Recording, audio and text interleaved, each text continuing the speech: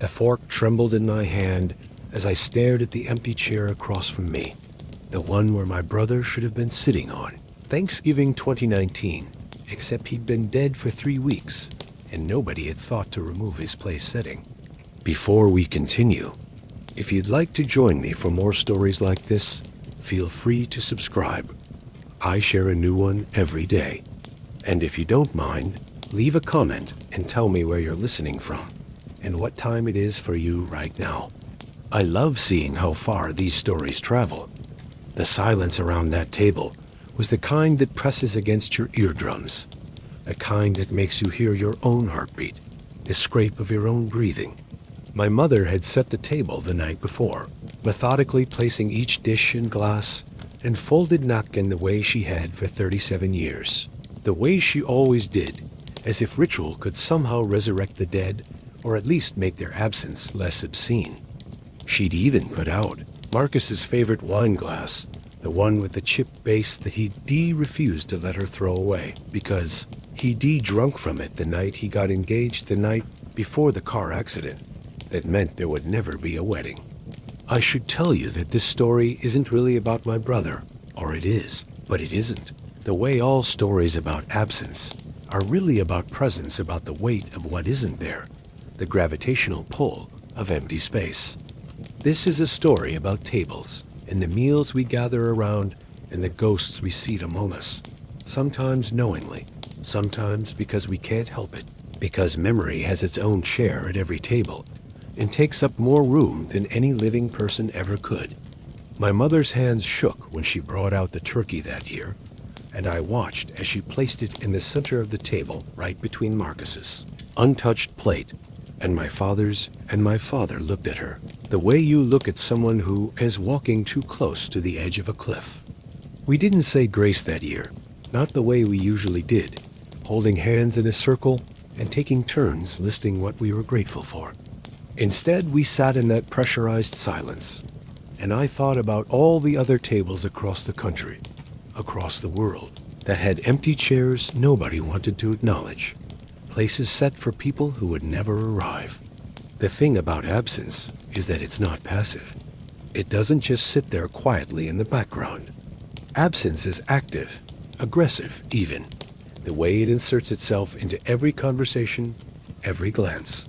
Every moment when someone almost says the wrong name or starts to tell a story before remembering that half the people who would understand the reference are no longer here to hear it. That Thanksgiving Marcus's absence was so loud, I could barely hear my own thoughts, let alone the quiet attempts at conversation. My parents kept making these little lifeboats of normalcy. They'd toss into the drowning silence before another wave of grief pulled them under. I'd been thinking about that dinner for weeks before I started researching this phenomenon. This thing we do with empty chairs and place settings for the dead. I wanted to know if we were strange, if our family's inability to clear Marcus' spot from the table meant we were failing at grief, somehow doing it wrong, getting stuck in some early stage that healthier people moved past. What I found instead was that we were part of a tradition as old as tables themselves, as ancient as the first time someone set out food for a person who would never eat it. The Romans did it, leaving a place at the feast for the Lares, the household gods who were really just deified ancestors, the family's protective dead.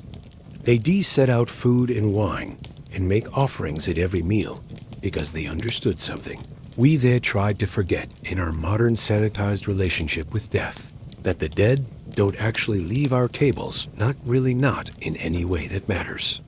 They're always there, taking up space, demanding to be fed, refusing to be forgotten.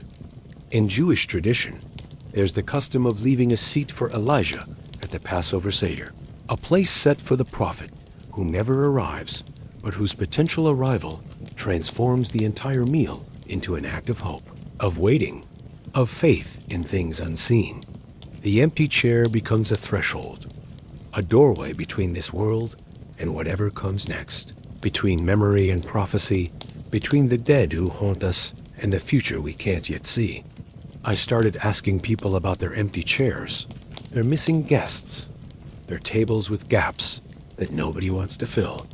I put out a call on social media, posted in grief forums, contacted support groups, and the stories that came back to me were overwhelming in their volume and their similarity, as if we're all sitting at the same vast, ghostly table, all staring at the same constellation of empty seats. A woman named Jennifer wrote to me about her daughter's high chair, how it had stayed in the corner of their kitchen for 2 years after the leukemia finally won, how she and her husband would eat dinner with that tiny chair in their peripheral vision, neither of them willing to be the one who suggested moving it, getting rid of it, acknowledging that their daughter would never sit in it again. She said they'd finally stored it in the basement when they got pregnant with their son, and that she'd cried for 3 days straight, not because she was replacing her daughter, but because removing the chair felt like killing her all over again, erasing the last physical evidence that she'd once taken up space in their home. Michael told me about his grandfather's recliner at the head of the dining table, how for 5 Christmases after the old man died, they'd worked around it, squeezing extra people onto one side rather than remove his chair, until finally, Michael's youngest cousin, who'd never even met their grandfather, asked why they were all cramped together when there was a perfectly good empty seat right there. The spell broke, Michael said, and they moved the chair, and he still doesn't know if that was a betrayal or a release. There was Anna, whose husband died in Iraq, and who set a place for him at every meal for 6 months, including breakfast, including lunch on workdays, when she ate alone at the kitchen counter, until one morning her therapist asked her who she was really feeding, and the question made her so angry she didn't eat at all that day. She stopped setting his place after that, she told me, but sometimes she still catches herself reaching for an extra plate, still calculates portions for 2, still buys his favorite foods at the grocery store before remembering. The stories kept coming, and I began to see patterns, themes, the different ways we handle these absences, these empty chairs. Some people fill them immediately, eager to move forward, to assert that life continues, that the table is for the living. Others preserve them like shrines, untouchable, sacrosanct, proof that someone mattered enough to leave a permanent scar on the family's geography. And then there are those like my family, who exist in some liminal space between acknowledgement and denial, setting the place, but not eating from it, honoring the absence without quite accepting its permanence. I talked to a cultural anthropologist who studies dying rituals across societies, and she told me that every culture she'd examined had some version of this practice, some way of incorporating the dead into meals, because eating together is how we define community, how we establish who belongs to us. To exclude someone from the table is to cast them out of the family, out of the tribe, and death doesn't automatically confer that kind of exile. We need time to disinvite our dead, she said, to gradually remove them from our inner circle, and the table is where that negotiation happens, one meal at a time. In Mexico, the Day of the Dead isn't just a celebration, but a massive dinner party where the deceased are the guests of honor, where families build elaborate altars that are really just specialized tables, covered with the favorite foods and drinks of those who've died, presented not as offerings to distant gods, but as actual meals for actual people who are expected to show up and consume them, at least spiritually. The logic is impeccable. If we are what we eat, then feeding our dead is a way of keeping them alive, keeping them part of us, incorporating them literally and metaphorically into the ongoing life of the family. I started looking at historical accounts of feasts and banquets, and I found empty chairs everywhere, though not always for the dead. Medieval kings would sometimes leave a place at their table for Christ, acknowledging that God was present at their feast, participating in their community, entitled to a share of their food. At state dinners, there'd be chairs for allies who couldn't attend, for distant monarchs who are present in spirit through their ambassadors, for the abstract concept of peace or prosperity or whatever virtue the host wanted to invoke. During the Vietnam War, the American military developed the tradition of the missing man table, set for one at official functions, draped in white, holding a single rose, a slice of lemon, salt, an inverted glass, and an empty chair, each element symbolizing some aspect of absence, of waiting, of prisoners, and missing service members who might still return. The table is small, set apart, an island of potential return in a sea of certainty, and it's guarded, protected, treated with the kind of reverence usually reserved for altars or graves. That tradition spread to civilian life, to weddings where brides and grooms honor deceased parents, or grandparents with empty chairs draped in flowers to graduation. Ceremonies where a seat remains unfilled for the classmate who didn't make it to commencement, to birthday. Parties where someone insists on setting a place for the friend who died too young. We are a culture obsessed with absence, I realized, with making the invisible visible, with giving shape and space to what is no longer there. I went to a dinner party where the host, a woman named Catherine, had set an extra place between every pair of guests' empty plates, interspersed among the full ones in a pattern that made the table look half deserted, even though it was completely occupied. When I asked her about it, she said she was representing all the people who weren't there, the ones we'd lost touch with, the friendships that had drifted away, the lovers who'd left, the family members estranged or dead or simply too far away to visit. She wanted us to eat an awareness of our incompleteness, she said, to recognize that every gathering is also a catalog of absences, that who isn't at the table matters as much as who is. It was one of the most uncomfortable meals I've ever attended, that dinner at Catherine's house, because every time I reached for my wine, I'd brush against an empty chair. Every conversation was interrupted by the visual reminder of gaps in our circle, and I found myself talking to the absences, to the empty plates, telling them about my day, my life, my thoughts, as if the dead and distant could hear me through the symbolic place settings. Other guests did the same thing I noticed, addressing remarks to the empty spaces, and Catherine smiled, as if this was exactly what she'd wanted, this communion with our missing, this acknowledgement that our tables are always haunted, always incomplete.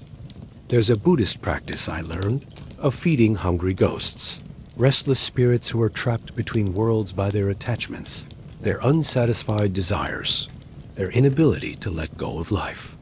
Monks would set out food for these ghosts, elaborate meals that would be consumed not by the spirits themselves, but by animals, insects, the wind, the earth. A way of giving sustenance to the hungry dead, while also accepting the reality of their absence, their inability to actually eat. The ritual acknowledges both the reality of death and the persistence of our need to feed those we've lost, to continue the basic act of care that defines family, friendship, love. My mother eventually stopped setting Marcus's place, though it took her almost a year, and she did it without ceremony or announcement, just one dinner when I came home to visit, and noticed that the table was set for 3 instead of 4 that his chair had been, pushed in tight against the table as if to make it smaller, less noticeable, as if furniture could learn to take up less space. She didn't mention it, and neither did I, but my father caught my eye across the table and nodded slightly, a tiny acknowledgement that something had shifted, that we were entering a new phase of absence, one where Marcus was still missing, but no longer expected. But absence doesn't work that way, I've learned. Doesn't follow a linear progression from acute to manageable to resolved. Some days the empty chair is just a chair, no more meaningful than any other piece of furniture. And some days it's a sinkhole, a vortex, a black hole that sucks all the light and air and normalcy out of the room. Grief isn't something you move through and past. I've come to understand it's something you orbit, circling at varying distances, sometimes close enough to feel the heat, sometimes far enough away that you can almost pretend it's not there. I attended a dinner for the dead, an event organized by a grief support organization, where everyone brought a photograph of someone they lost, and we set the table with all these images propped against plates and glasses, these faces staring at us as we ate. Hundreds of dead people invited to a meal they couldn't consume. We were asked to talk about them, to tell stories, to keep them alive through narrative. And I watched as the woman next to me introduced her son, bed at 19 from a heroin overdose. And the way her voice changed when she said his name became softer, younger, as if speaking to him made her his mother again, not just someone whose child had died. The stories around that table were devastating and ordinary, in equal measure. Tales of cancer and car accidents and suicides and murders and stillbirths and old age and sudden heart attacks and slow declines and every other way that death inserts itself into life. But what struck me most was how similar all the stories were in their essence, how every person there was really telling the same story, which was simply, someone was here and now they're not, and I don't know how to eat dinner without them, without considering their preferences, their tastes, their presence across the table from me.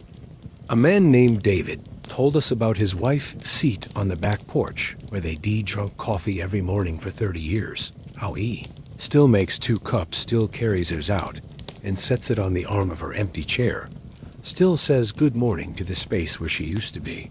He knows she's not there, he said.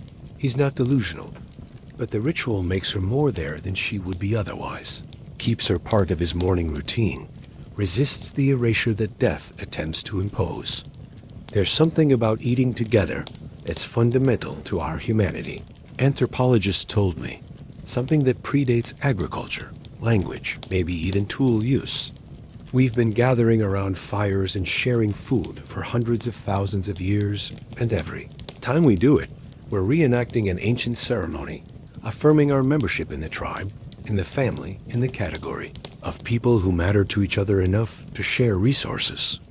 To exclude someone from that circle is a form of death, and to die is to be excluded.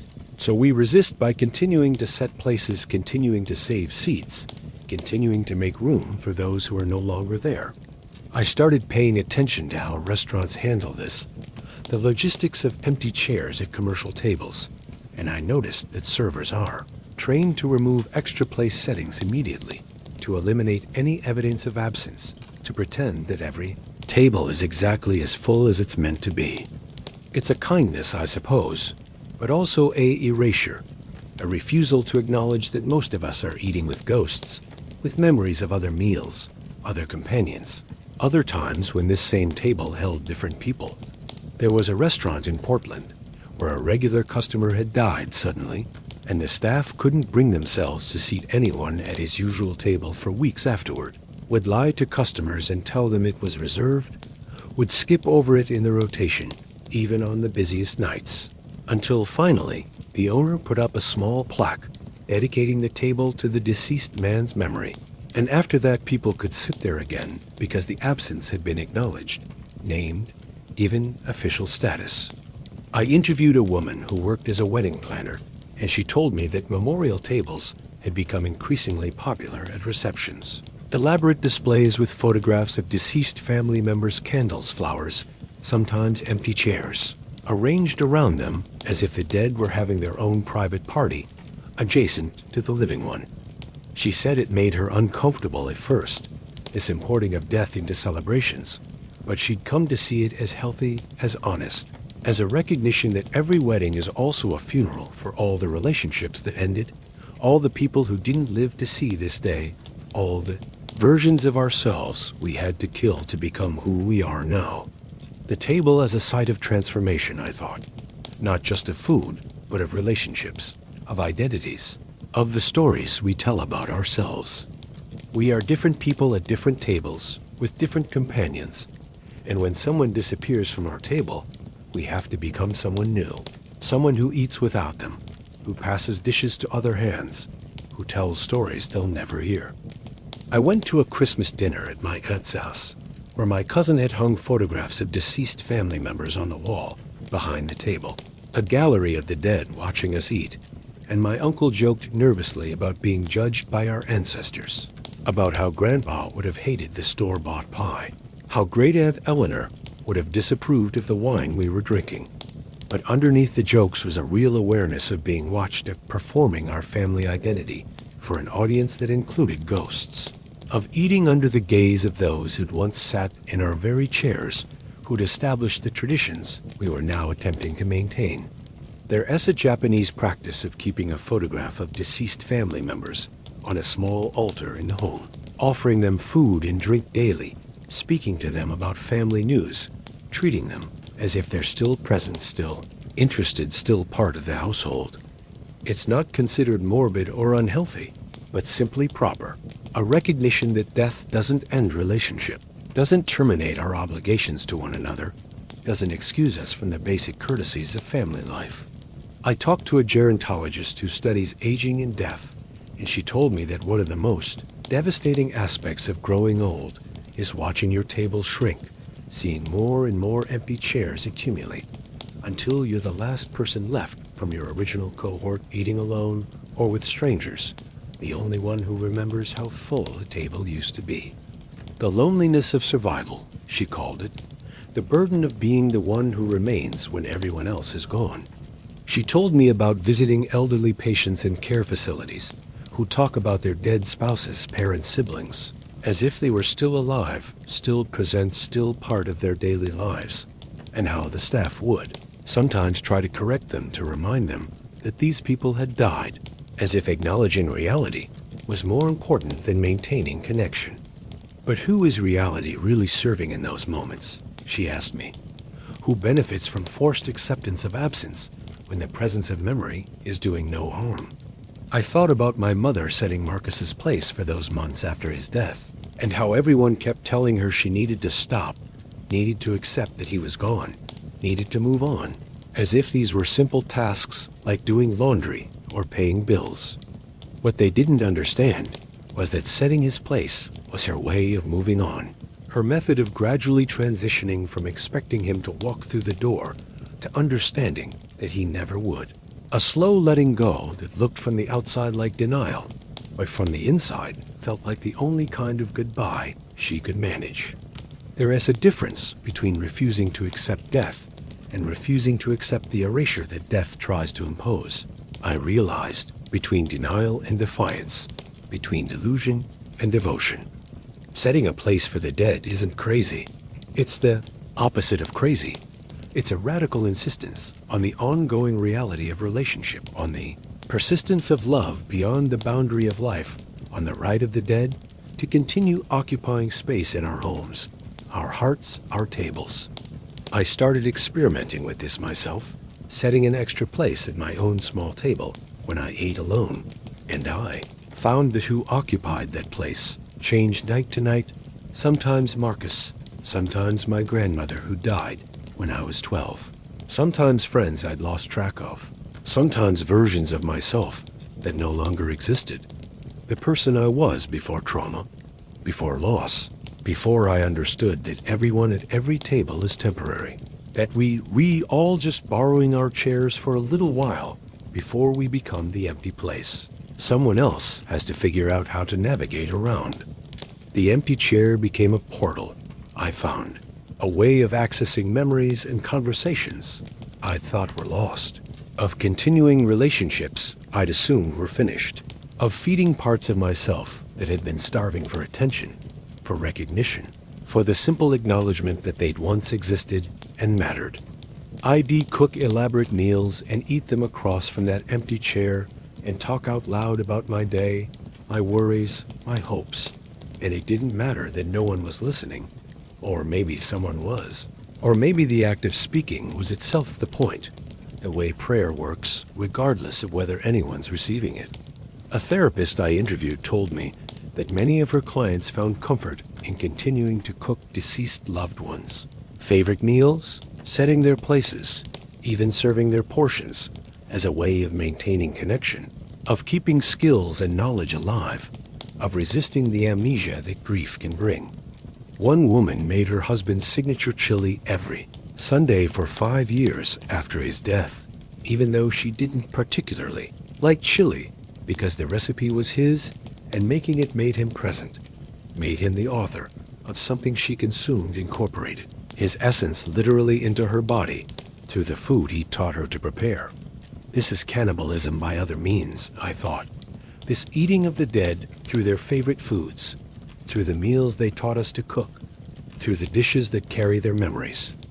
We consume our ghosts at every meal, digest them, make them part of our cellular structure, our flesh and blood and bone, until the distinction between living and dead, between present and absent, between here and gone becomes meaningless, because they're always inside us, always part of us, always at our table, because they are. Our table, the foundation on which we build our appetites, our tastes, our understanding of what nourishment means. I went to a potluck where everyone brought a dish associated with someone they'd lost, and the table was covered with all these ghost foods.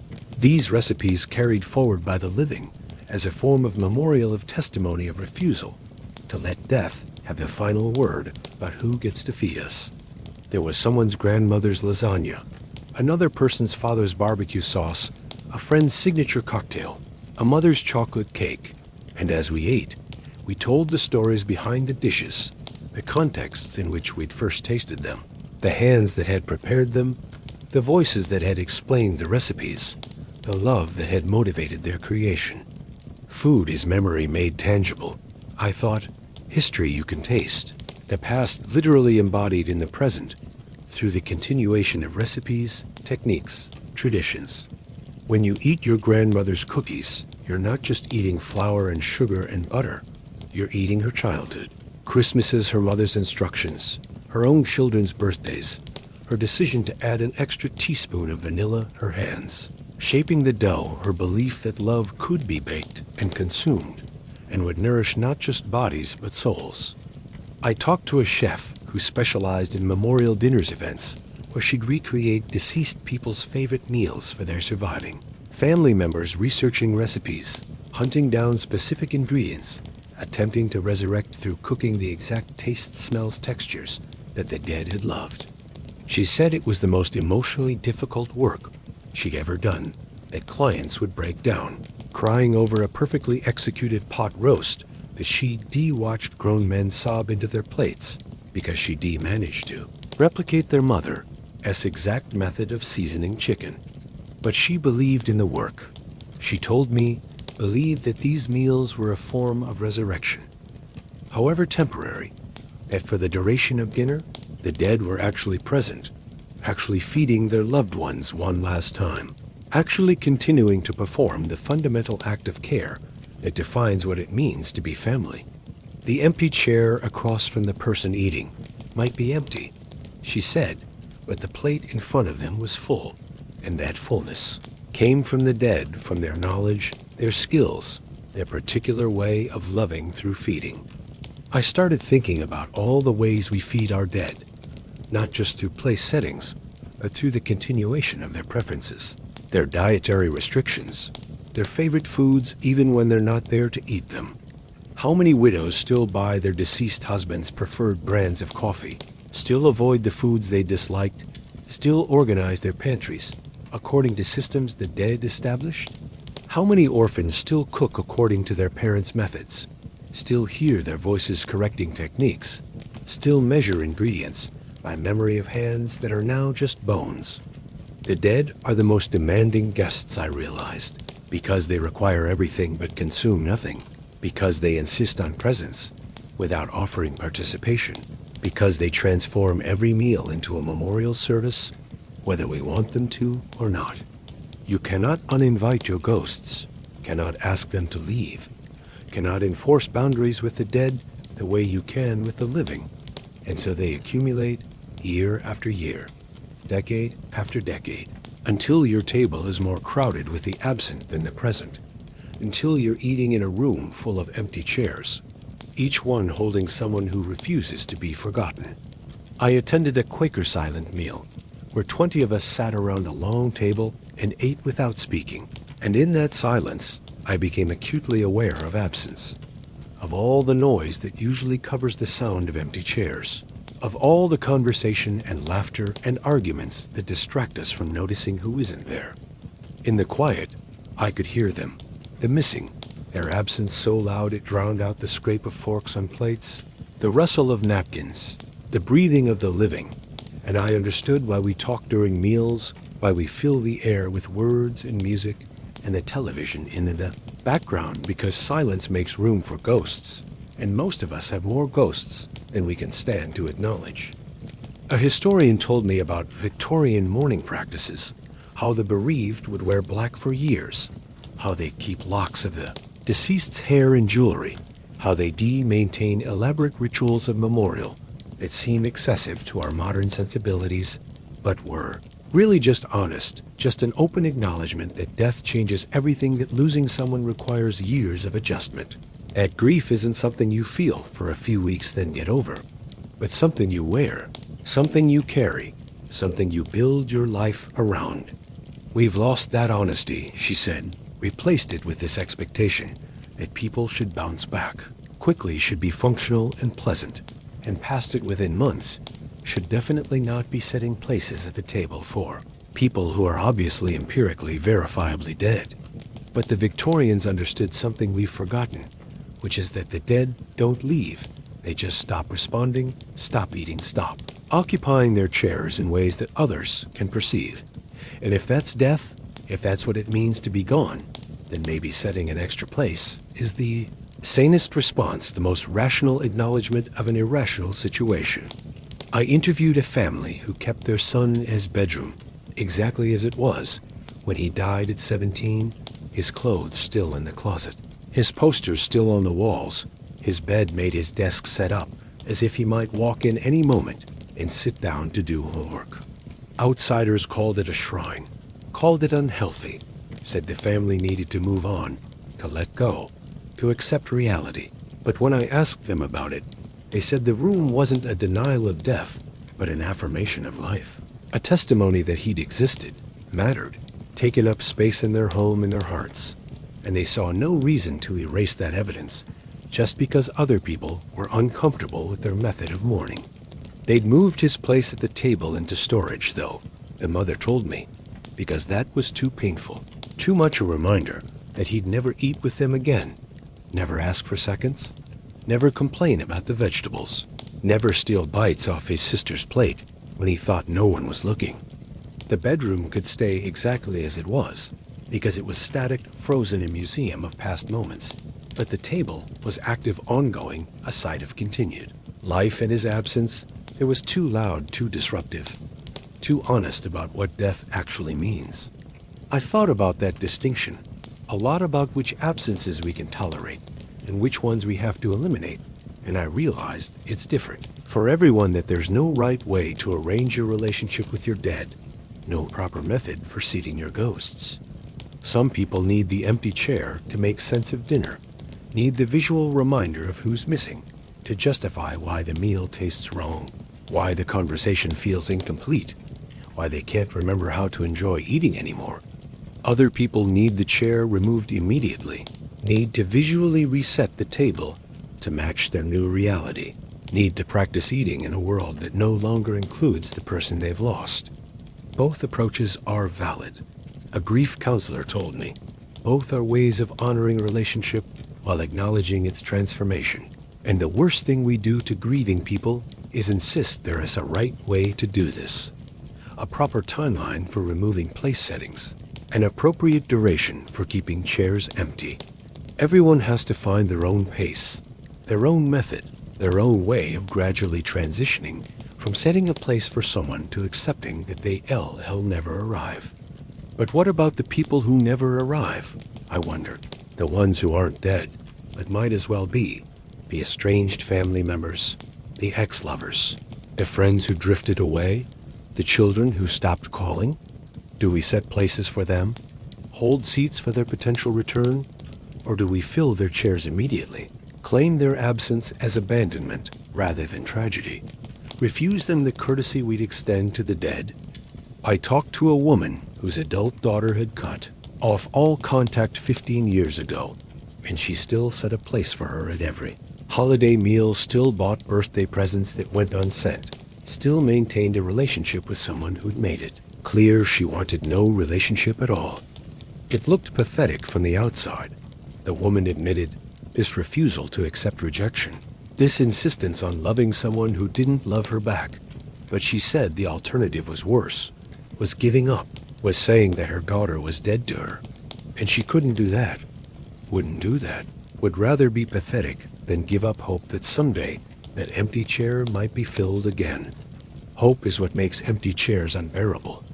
I realized hope is what transforms them from simple absences into accusations, into questions, into possibilities that torture us with their refusal to resolve into certainties. The truly dead stay gone, but the merely absent might return, might walk through the door one day and ask why we moved their chair, why we gave up on them, why we decided they weren't worth waiting for. I attended a dinner for people with missing family members, those lost to addiction, mental illness, incarceration, estrangement, and the grief in that room was different from the grief of the bereaved, sharper somehow, more bitter, because at least the dead have an excuse for their absence. At least they didn't choose to leave. At least you can tell yourself they'd be there if they could. But the missing have chosen something other than you have decided that whatever drove them away was more important than the relationship you thought you had, and their empty chairs aren't just absent. They're accusatory, they're evidence of failure, of insufficiency, of the unbridgeable, distance between people who should be family, but somehow aren't. A man told a story about his brother, homeless and addicted, who'd show up randomly to holiday dinners. Years between appearances, dirty and desperate, and sometimes high, and how the family had debated whether to set a place for him or not, whether his unpredictability warranted a permanent chair, or whether that chair should only appear when he did. They'd tried both methods, he said, and neither felt right, because his brother's absence wasn't really absence. It was presence elsewhere. It was a choice to be anywhere but here, with them, at this table, and they couldn't figure out whether that deserved a place setting or an empty space that signified nothing but his refusal to fill it. The worst tables are the ones full of people who don't want to be there, I thought. People physically present but emotionally absent, going through the motions of family dinner while actually being 1,000 miles away, thinking about other places, other people, other lives they'd rather be living. Those tables are full of empty chairs, despite being completely occupied, full of ghosts who haven't died yet, haven't even left, but are already gone in all the ways that matter. I started noticing this everywhere, this phenomenon of present absence of people at tables, but not really there, scrolling on their phones, responding to work. Emails having entire conversations with people not at the table, while ignoring those who are. We've created new kinds of empty chairs, I realized, new forms of absence that don't require anyone to actually leave, that allow us to vanish while remaining visible, to absent ourselves from meals without missing them. A family therapist told me that one of the most common complaints she hears is about phones at the dinner table, about family members who are technically present, but actually somewhere else entirely, about the feeling of eating alone, even when surrounded by people, about the way technology has created absences more profound than death, because at least the dead have a reason for not paying attention to you. But the person across the table, choosing their screen over your face, is making an active decision about your worth, your importance, your right to their presence. Maybe we need to start setting empty places for our living selves, I thought, for the attention we withhold, the presence we refuse to offer, the ways we ghost each other while sharing the same physical space. Maybe every table should have a chair for the person we could be if we were fully present, fully engaged, fully committed to the act of breaking bread together. And maybe that chair would be the emptiest of all the most accusatory, the one that reminds us we're capable of absences more profound than death could ever achieve.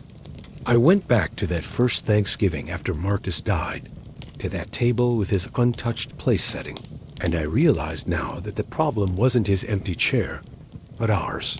The way my father and mother and I had been so consumed by grief that we made ourselves absent, had turned ourselves into ghosts haunting our own dinner, had forgotten that being alive requires presence, requires showing up, requires filling your own chair, even when everyone else's stays empty. My mother started hosting dinners again, about 2 years after. Marcus died, big elaborate meals with extended family and friends, and I noticed she always set the table with extra places, more chairs than she, needed more plates than there were people not for. Marcus specifically, but for absence in general. for the acknowledgement that every table is incomplete. Every gathering is missing someone. Every meal is attended by ghosts, whether we admit it or not. The extra places aren't pathological. I realized they're honest. They're a recognition that we're all eating with the dead, the missing, the lost. And pretending otherwise doesn't make us healthier, just more lonely. I started hosting my own dinners, inviting friends over for meals that always included at least one empty chair, one extra place, and I'd ask guests to tell me who they'd seat there if they could, who was missing from their table, who they wished to join us. The stories that emerged from those conversations were revelatory, painful, beautiful, a collective unburdening of absence that transformed dinner from a mundane activity into something sacred, something honest, something that acknowledged we all carrying our dead with us everywhere we go, and maybe it is time we stop pretending otherwise. One guest told me about her miscarriage, how she still thinks about that child at every family meal, how she calculates how old they'd be, now what they'd be eating, what they'd have to say, how that invisible presence shapes every gathering, even though no one knows to count them. Another talked about his estranged father, how he spent 30 years trying not to miss someone who'd never been there in the first place, how the empty chair in his life had been empty from the beginning, but he still couldn't stop wishing it would somehow fill. The empty chairs are where we keep our grief. I realized our regret, our hope, our love that has nowhere else to go, and acknowledging them doesn't make us broken. It makes us human, makes us members of the oldest tradition there is, which is feeding the dead, holding space for the absent, refusing to let death and distance and time have the final word about who gets to sit at our table. We are all of us eating with ghosts, all of us navigating around empty chairs, and the question isn't whether we should stop, but whether we can. Do it with more grace, more honesty, more compassion for ourselves and for others who are doing the same impossible thing, which is figuring out how to keep living in the presence of so much absence, how to keep eating when half the table is empty, how to find nourishment in meals that taste like grief and memory, and love that persists past any reasonable endpoint. The fork in my hand is steady now as I look at the chair across from me, the one I've kept empty, not from delusion, but from devotion, not from denial, but from defiance against the forgetting that death tries to impose. This is my table, these are my ghosts. This is how I choose to honor the fact that everyone who's ever sat here, who's ever eaten with me, who's ever mattered enough to occupy space in my home, and my heart deserves a place, deserves acknowledgement, deserves to be remembered as someone who was here, who was important, who filled a chair that remains empty now, but not meaningless, not purposeless, not just absence, but evidence of presence proof. That we were together once, that we shared this most basic human activity, that we fed each other, nourished each other, kept each other alive for as long as we could before death or distance or time pulled us apart. The meal begins, and I eat in good company, surrounded by everyone who's missing, who's always missing, who'll be missing from every table for the rest of my life. And I am grateful for their absence because it means they were present once, means they mattered enough to leave a space that nothing else can fill, means that every meal is a memorial, and every memorial is a meal, feeding the living and the dead alike, keeping us all at the table together, even when we're apart, refusing to accept that love ends when presence does, insisting that absence is just another way of being here, just another chair at the feast.